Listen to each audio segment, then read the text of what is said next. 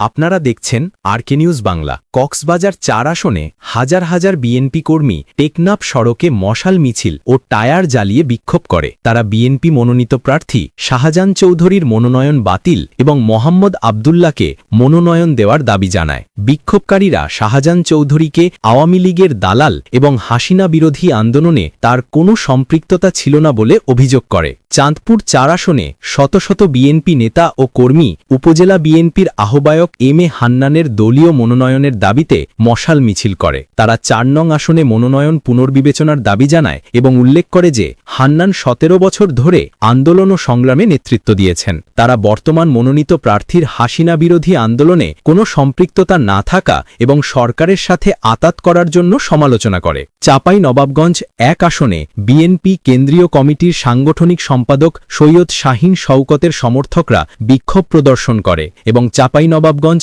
সোনা মসজিদ মহাসড়ক আধা ঘণ্টার জন্য অবরোধ করে। তারা ধানের শীষ প্রার্থীর পরিবর্তন এবং সাবেক এমপি শাহজাহান মিয়ার মনোনয়ন বাতিলের দাবি জানায়। গাইবান্ধা ৫ আসনে জেলা বিএনপি সহসভাপতি নাহিদুজ্জামান নিশাদকে বহিষ্কার করা নিয়ে গাইবান্ধা জেলায় উত্তেজনা বিরাজ করছে।